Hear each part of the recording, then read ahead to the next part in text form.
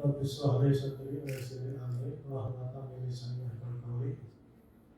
Bapak Ibu Juri yang saya hormati, rekan-rekan dari DPRD yang saya hormati, serta para peserta dan pendamping yang juga saya hormati. Syukur alhamdulillah acara sudah berjalan sesuai dengan yang kita rencanakan. Kegiatan kita ini tidak seperti biasanya, Pak. Kalau di dinas pendidikan ini 3 hari bisa saya bikin 1 hari ini, Pak. Nah, tapi ini ada full sesuai rencana. Ya, ini menunjukkan bahwa kita ingin memberikan yang terbaik dalam rangka juga memberikan tempat yang nyaman sekalipun kursi yang tersedia kurang sesuai dengan apa yang kita harapkan. Ya, tetapi tidak menjadi hal penting. Yang terpenting adalah pengumumannya kira-kira. Kan gitu ya. Saya barusan di WA hasil sudah ada, tapi saya lupa mau ngikutinnya kira-kira. Tujuan satunya. Bapak yang saya hormati, faktor hasil saya pikir itu sudah kewenangan juri. Tetapi saya ingin menyampaikan beberapa hal, ini bagian silaturahmi yang tentunya menjadi kerinduan saja buat saya yang selalu bertemu dengan rekan-rekan ketika saya menjadi kepala pendidikan. Dan kerinduan itu tidak pernah hilang. Kadang-kadang saya membayarnya itu dengan main Facebook dan WA, Pak. Terus saja saya pantau rekan-rekan yang rajin publikasi. Kadang-kadang disitulah saya membuat kerinduan saya bayar kira-kira. Tapi yang terpenting hari ini menjadi awal dari aktivitas yang saya saat lakukan di BAD. Saya tadi sudah menghadap berbeda, sudah berkomunikasi dengan sekretaris, bahwa kata saya ke depan ini kegiatan harus diperbesar. Ya, saya sudah kata kepala berbeda juga tadi, Pak, Bu, kata saya DPRD pengen sama derajat dengan UPD yang lain. Kegiatannya kalau 30 orang kurang banyak, kata saya, ya, dan ruangan saya, kata saya pengen yang lebih luas lagi. Akhirnya ke depan ini menjadi mimpi saja, menjadi sesuatu yang akan kita sampaikan. Bahkan Komisi 2 dari Komisi Bidang Pendidikan sudah saya telepon, tolong bantu, karena pada prinsipnya saya pengen lomba itu nanti 3 segmen. Ada pelajar, bahkan 4 kayaknya, ya. Ada pelajar itu dari sejak PAUD, TK, SD, SMP, bahkan yang tidak sesuai kewenangan, tidak menutup kemungkinan SMK, SMA, dan MA kira-kira. Karena saya pakainya mimpi aja diberi aja dulu. Tapi umum pun akan kita coba pikirkan, sekaligus nanti juga para gurunya.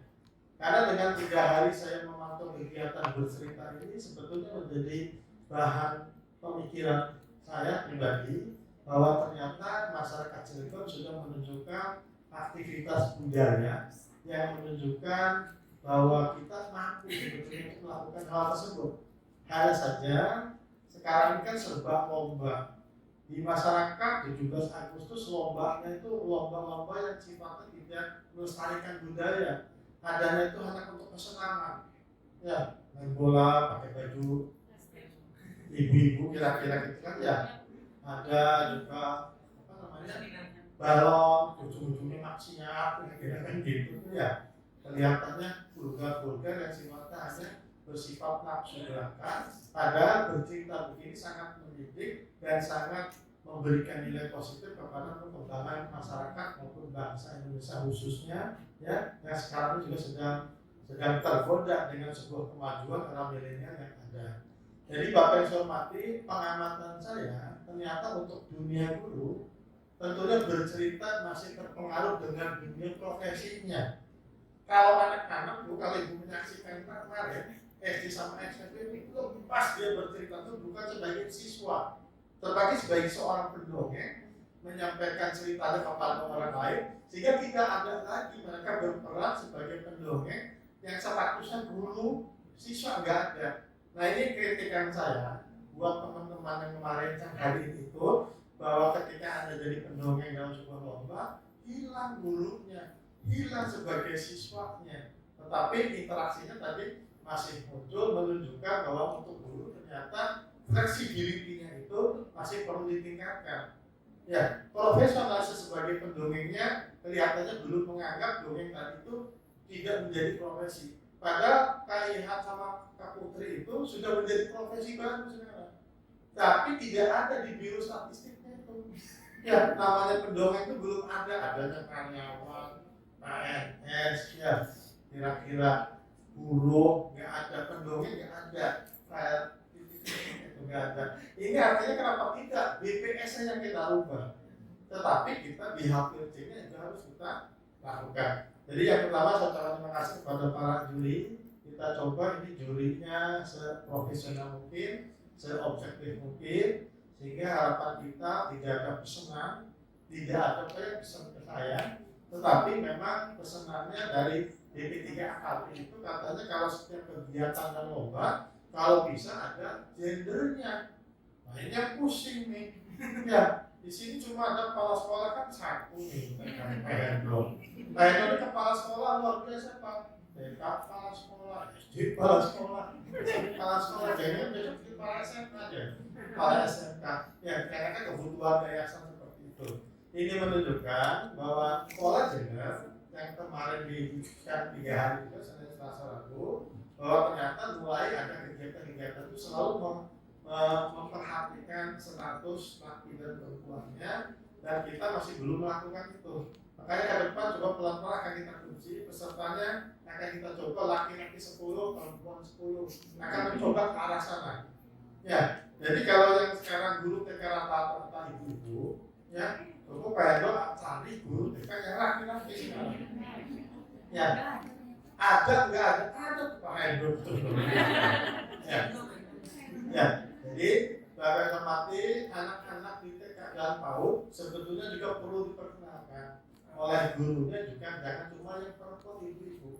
Tapi ke depan kenapa tidak? Ya, dilaporan kekayaan cuma dari orfan aja. Ya, semoga saja mau guru tamu lah misalkan minimal. Ya, minimal di TK dan PAUD coba gunakan guru tamu supaya anak-anak juga mengenal guru itu bukan cuma perempuan, tapi juga ada guru laki-lakinya untuk menunjukkan keseimbangan pemahaman mereka, kepatuhan mereka. Makanya maka ini anak mereka kalau pulang ke rumah itu sebetulnya mencari figur yang lain. Sehari-hari ketemu ibu guru, ketika di rumah Pak nggak nurut sama orang tuanya. Anak saya aja ya sama gurunya belum disuruh potong rambut, ditarik biar bisa. Artinya ternyata guru itu jadi figur sentral mereka. Ini menunjukkan guru telah mencuri, ya, telah mengambil peran orang tua. Jadi akhirnya, ya, gurulah yang lebih dipatuhi daripada orang tuanya. Ini segmen yang juga harus kita jadikan bahan pemikiran kita. Dan bercerita ini pelan-pelan saya juga menyampaikan beberapa hal bahwa tidak harus kearifan lokal. Nanti akan ada juga cerita bebas bila perlu.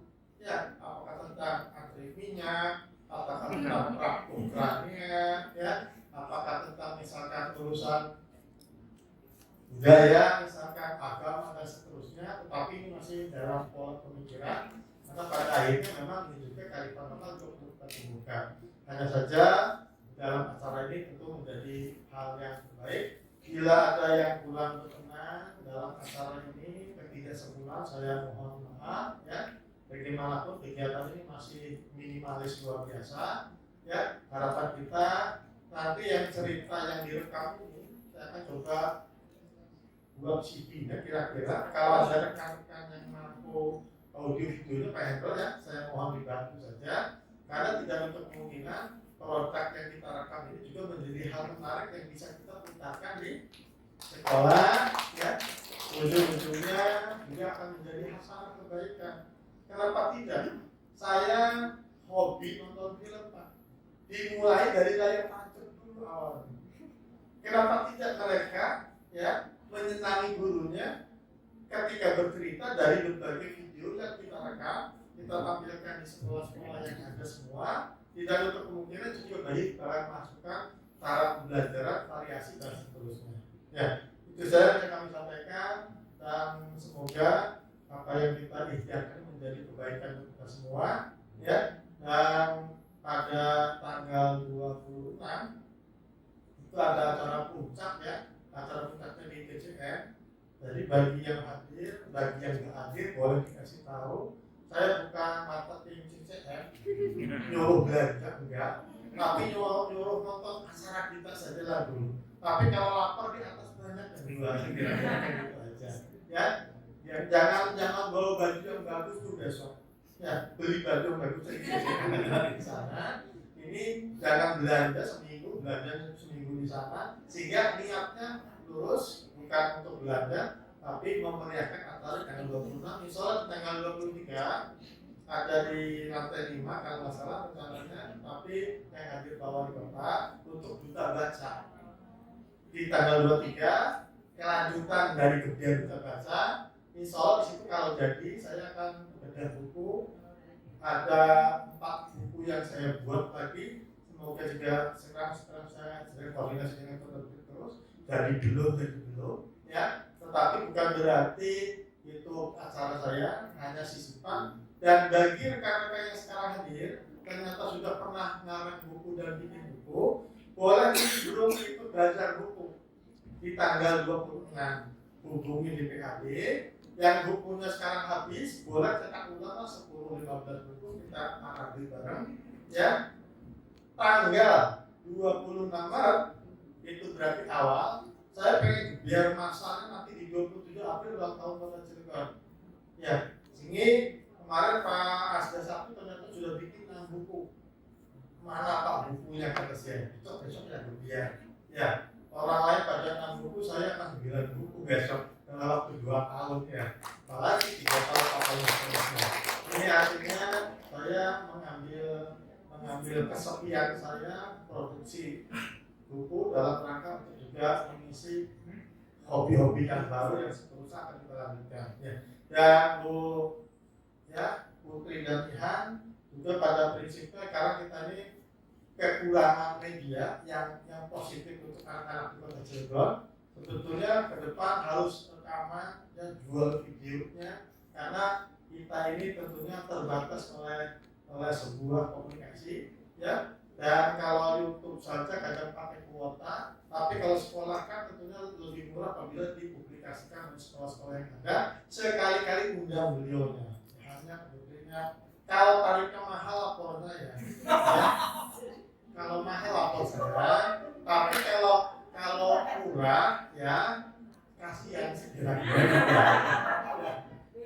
Ya, semoga ada nuansa sekaligus saya promosikan karena pendongeng ini di Kota Cilegon tentunya harus mengisi. Cilegon ini Bapak Ibu hormati, menurut hasil kajian saya nggak punya budaya.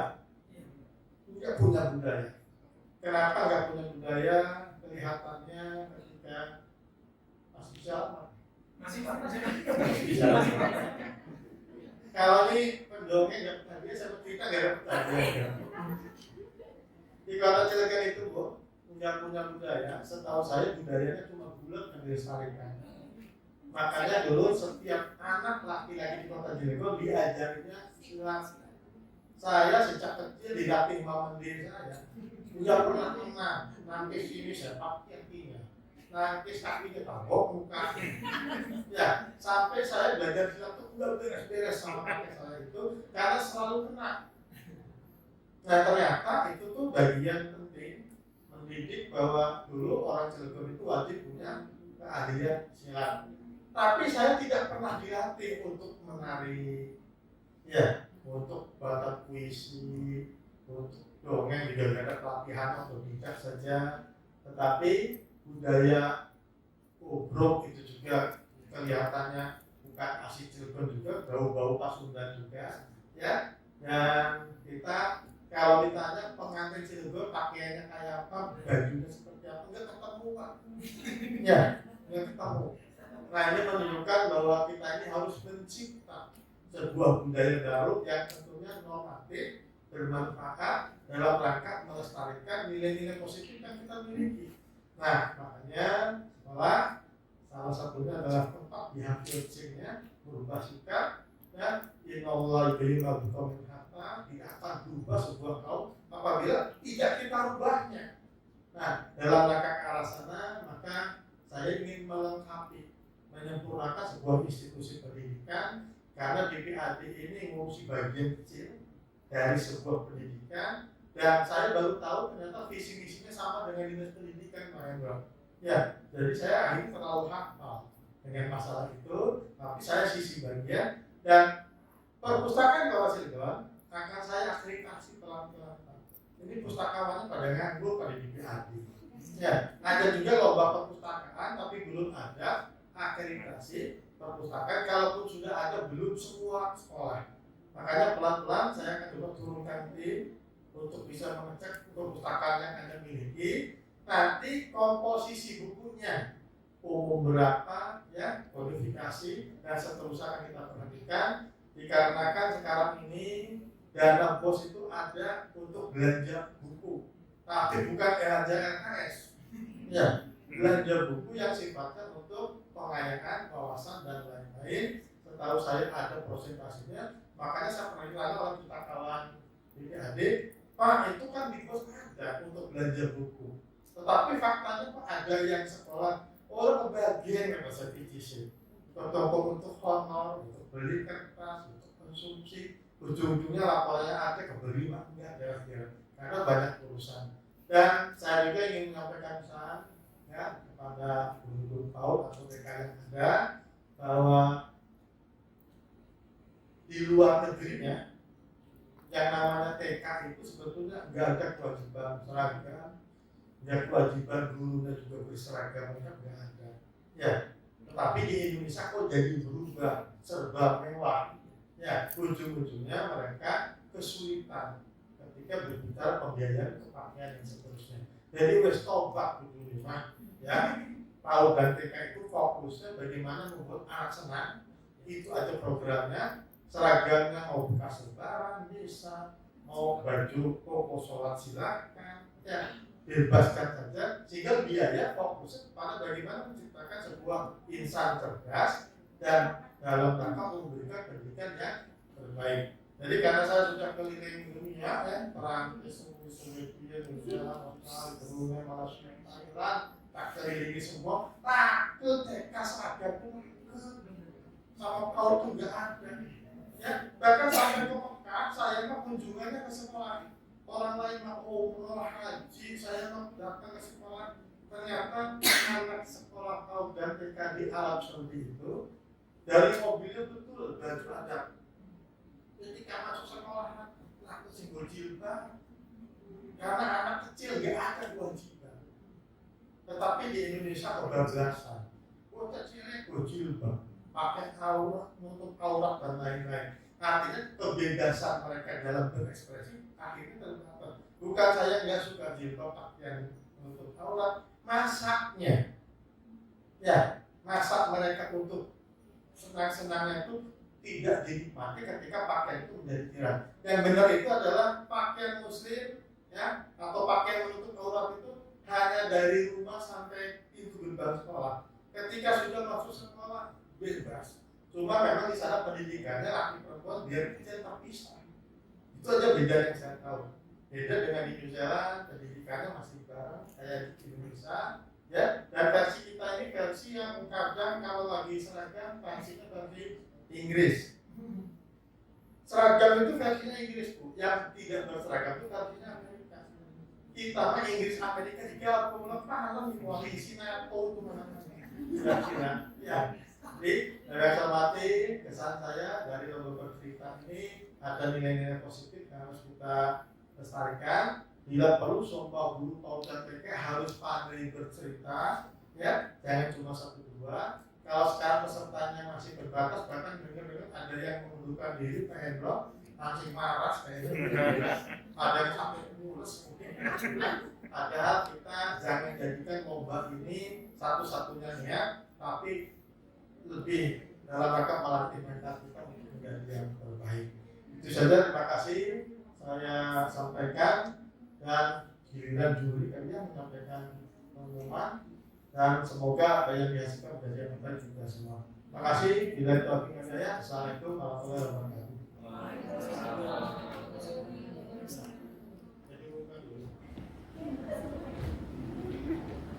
Assalamualaikum warahmatullahi wabarakatuh. Amin. Alhamdulillah, kegiatan lomba bercerita tingkat kota Cilegon untuk sesi guru TK dan PAUD sudah selesai kita laksanakan. Saat ini adalah kegiatan untuk pengumuman lomba pemenang lomba bercerita tingkat guru TK dan PAUD yang akan diumumkan langsung oleh Dewan Juri. Tapi sebelumnya mohon untuk masuk ke frame untuk koordinator lomba bercerita. Bapak Kepala Dinas mungkin mau bareng ke sini untuk oh iya. Silakan untuk Bu Sri Mulyani untuk masuk ke dalam frame. Silakan Kepala Dewan Juri untuk mengumumkan. Biaranya sampai ke ukurannya ya.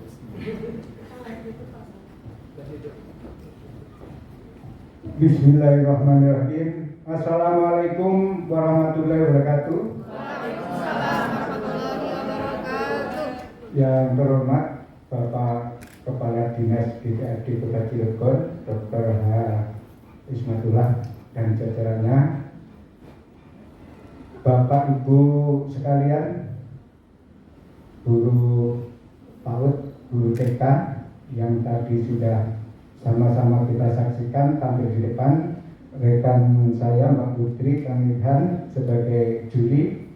Ini saatnya kita mengumumkan para juara, ya.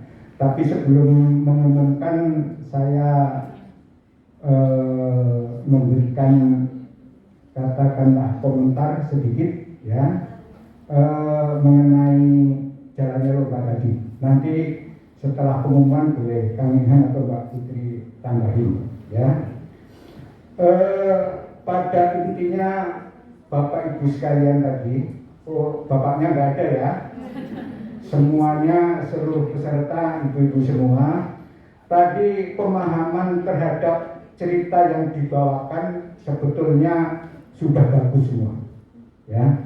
Tapi ada tapinya, ya.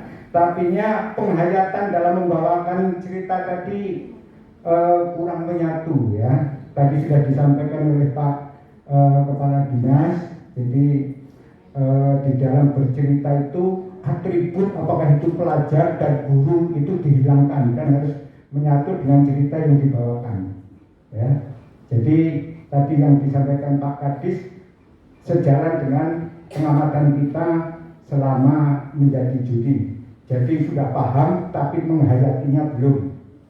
Kemudian yang kedua, banyak yang tampil sudah lumayan bagus, ya. Volume suaranya bagus, ya. Sudah banyak yang bagus tadi. Sudah stabil, ya. Kemudian temponya juga pas. Nah, ini juga ada tapinya. Tapi juga banyak yang menggebu-gebu dan menghentak-hentak, ya. Nah, kita kadang kalau banyak yang menggebu dan menghentak itu agak capek dengarnya, ya. Kemudian yang jelas tahun ini sudah banyak kemajuan, ya. Nyaris tidak ada yang dis cuma satu tadi menurut pengamatan kita, ya. Kemudian tadi juga rata-rata itu sudah pada relnya, sudah pada jalurnya. Kalau tahun lalu itu banyak yang semaunya, ya, yang keluar dari jalur banyak, yang keluar dari ketentuan panitia juga ada. Nah, barangkali itu kesimpulan saya, Bapak Ibu sekalian, barangkali apa yang saya sampaikan ini pasti diakui oleh ibu-ibu sekalian.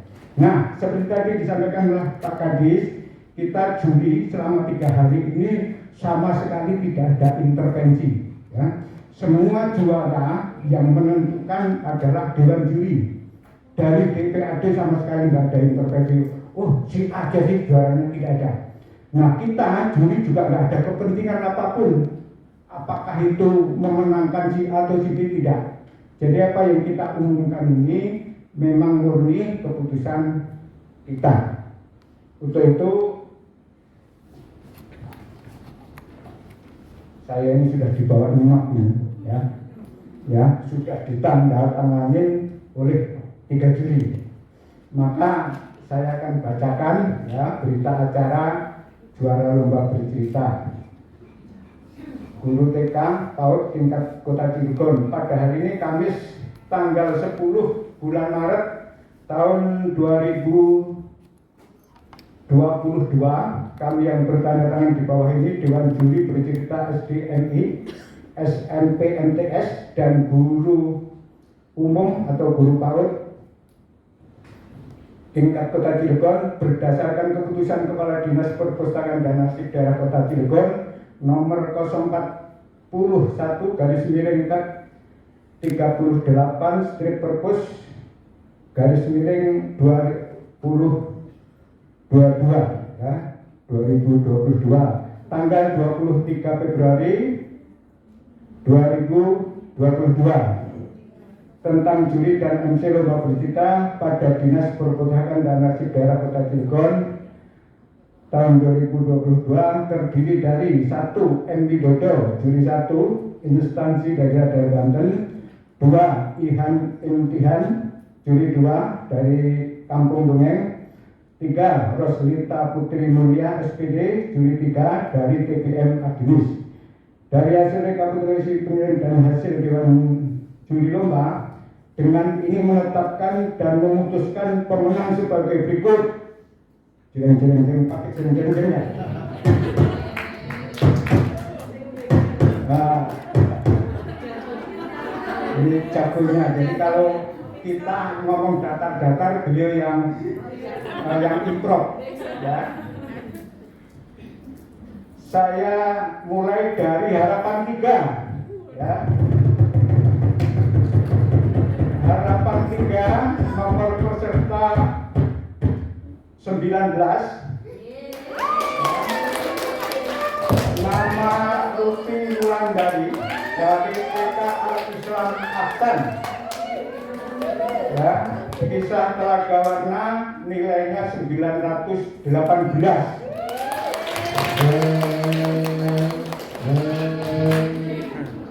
Harapan 2 ini nilainya selisih 1 poin, ya, 919. Legenda Cikaputria, ya, asal sekolah TK Tunas Bangsa.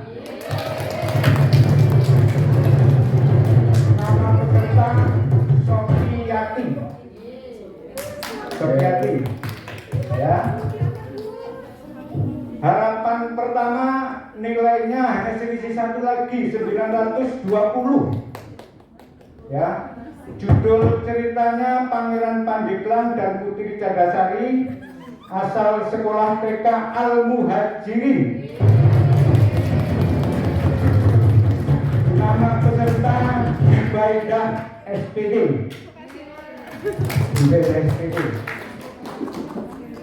Ini yang tampil terakhir tadi ya. Masih ingat kalau tampil terakhir, kalau yang pertama sudah nggak ingat kita gini ya. Peringkat 3, juara 3, nilainya juga hanya selisih 1 ini. Padahal kita tidak ada sama sekali komunikasi, tidak ada ini ya, nilainya hanya selisih 1 lagi, yaitu 921. Judul cerita Legenda Cikaputria dari Kober Al-Muhajirin, ya. Nama peserta Novianti SPD. Masih ada orangnya? Masih. Juara kedua sama, selisih 1 poin, 922. Judul cerita Legenda Gunung Pinang, asal sekolah PAUD Umki Anabil. Nama peserta Ina Ayatila. Ada mana? Oh, wajah baru ya. Ini kayaknya juga wajah baru semua. Oh, wajah lama. Nah, peringkat 1 ini nilainya melompat jauh, ya, 939. Judul cerita Legenda Gunung Pinang.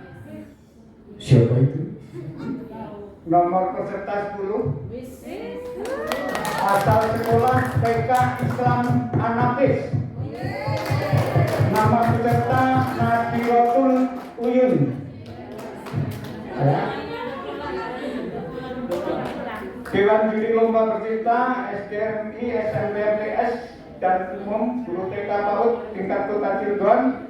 Juri pertama Emi Dodo, juri kedua Imtihan, juara 3 Rosvita Putri Mulia, ketiganya ditandatangani. Terima kasih. Assalamualaikum warahmatullahi wabarakatuh. Bapak Kepala silakan. Baik, bismillahirrahmanirrahim. Assalamualaikum warahmatullahi wabarakatuh. Sedikit izin menambahkan buat persiapan mungkin tahun depan ada pelaksanaan yang serupa. Jadi Bapak Ibu, buat para peserta, yang pertama, yang paling terpenting itu kreasi naskah. Kita technical meeting sudah menyampaikan dengan sangat lugas sekali tentang pentingnya kreasi naskah. Apa yang ada, yang buku pedoman itu, Ibu harus bedah lagi ceritanya agar jauh lebih hidup, agar lebih renyah didengar sama kita. Jangan sampai terkesan monoton. Tadi kebanyakan beberapa ya, tidak semua, beberapa diantaranya masih membawakan dengan template bahasa Indonesia lebih sama. Cetak apa yang itu disampaikan di buku maka itu disampaikan. Yang kedua, kreasi suara. Kreasi suara ini butuh keunikan. Antara satu tokoh dengan tokoh yang lain harus benar-benar hidup. Tadi Bapak tadi sudah menyampaikan, Ibu belum keluar dari jati diri Ibu sebagai guru. Padahal cerita itu butuh hidup ceritanya. Tokohnya juga butuh hidup. Mereka punya watak dan peranan yang masing-masing dalam cerita. Maka hidupkan cerita itu. Yang ketiga, tentang bagaimana perpindahan alur. Moving tadi banyak kan yang terlalu bergerak, terlalu sering intens. Suatu hari ada seorang anak, kita yang menilai jadi akhirnya juga kebingungan. Jadi buat konsep movingnya, pergerakannya, kapan harus duduk, kapan harus diam, kapan harus tangan maju, kapan ini, kapan gitu. Nah, ada beberapa ilustrasi juga tadi sudah beberapa masuk, tapi lebih di slowly saja kayak buka pintu tadi ada yang banyak. Dinikmati buka pintu, jangan krak cepat sekali gitu. Jadi nikmati. Gitu, agak dinikmati gitu tuh. Itu aja sih selebihnya. Mungkin jangan sampai yang terakhir, mungkin keempat, itu jangan sampai terjebak kepada teknik teater. Kebanyakan ada beberapa juga itu masih masuk dalam ranah teater, seperti nada-nada deklamasi puisi. Karena bercerita itu slowly saja seperti kita berbicara. Tahu nggak kemarin? Nah, seperti itu nada-nadanya. Suatu hari ada seorang anak yang keluar dari rumahnya, bertemu dengan temannya. Teman, main yuk. Kurang lebih seperti itu. Tadi masih tertahan sekali gerakan ibu-ibu semua. Mungkin karena gugup atau seperti apa, saya juga memahami dengan ruangan yang sangat dingin ini gitu. Jadi menahan sekali. Mungkin itu saja dari kami. Kurang lebihnya mohon maaf. Assalamualaikum warahmatullahi wabarakatuh. Ibu yang tadi namanya disebutkan pemenang, silakan untuk maju ke depan karena mau ada ucapan selamat dari Dewan Juri dan juga Bapak Kepala Dinas. Yuk, dipersilakan ibu-ibu yang masih ada aja di sini. Ya.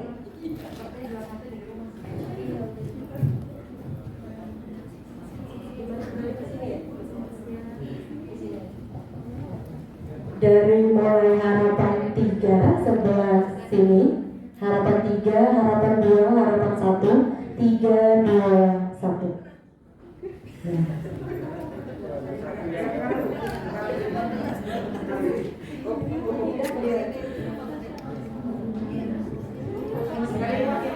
Mau foto dulu, kita foto dulu ya ibu ya. Tapi ini kelihatan nggak ya? Selamat dulu ya. Dari Bapak Kepala Dinas mungkin mengucapkan selamat dari harapan 3 terlebih dahulu. Ya.